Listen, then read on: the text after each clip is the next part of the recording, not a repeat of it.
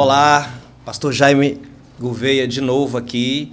Estamos falando sobre escatologia. No primeiro e no segundo vídeo nós falamos sobre a volta de Cristo, tomando como base o capítulo 24 de Mateus, onde o Senhor Jesus ele dá algumas informações sobre a sua vinda, ele é questionado, então ele explica para os seus discípulos como se daria a sua segunda vinda.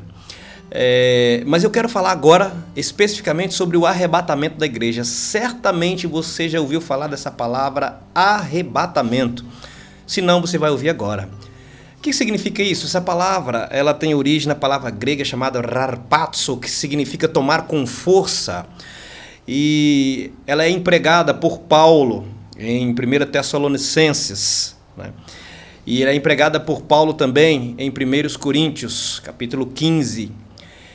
E isso quer dizer que a igreja do Senhor será tirada dessa terra num abrir e fechar de olhos, num instante, num segundo, no momento nós sairemos dessa terra. Você está preparado para isso?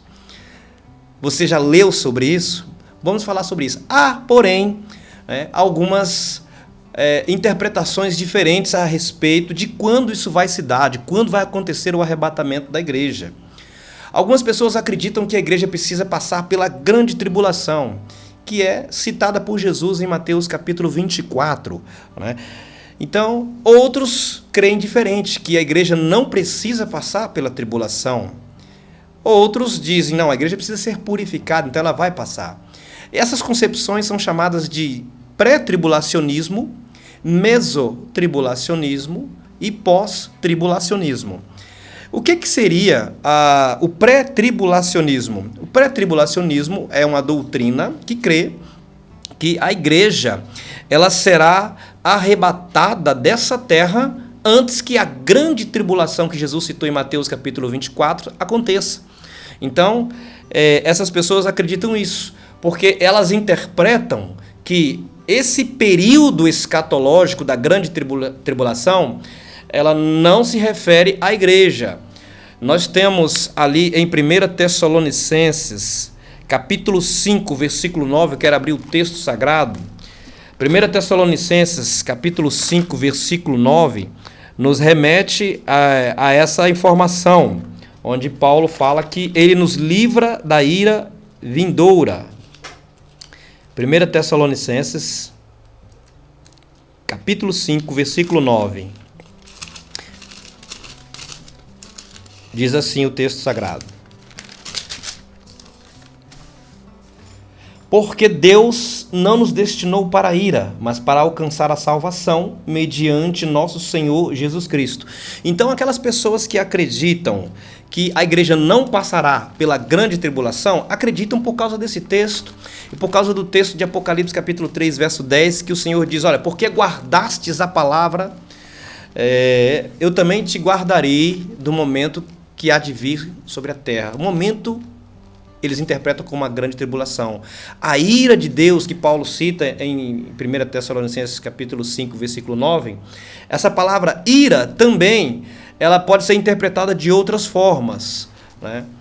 Então, esse conceito pré-tribulacionista se refere a isso. A igreja, ela sai da terra, ela é retirada da terra através do rarpazo, do arrebatamento, antes da grande tribulação.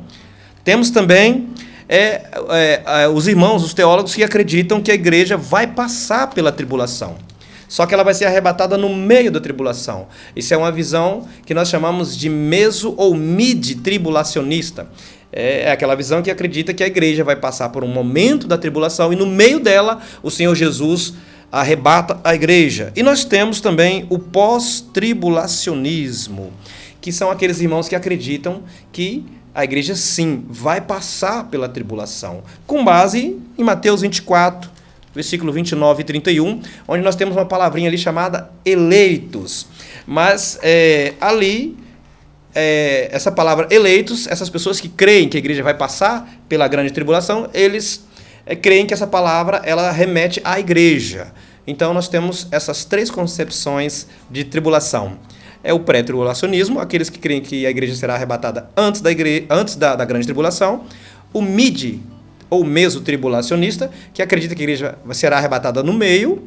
E os pós-tribulacionistas, né, que acredita que a igreja vai passar pela tribulação e será arrebatada no final da tribulação. Então, esses são os pontos de vista a respeito dos conceitos tribulacionais. Fique conosco, compartilhe esse vídeo aí, ativa o sininho, clique em curtir, em compartilhar, nos ajude aí a divulgar a mensagem do Evangelho. Amém? Deus abençoe a sua vida, a sua família, o seu ministério. Fica na paz. Muito obrigado por ter acompanhado a gente até aqui.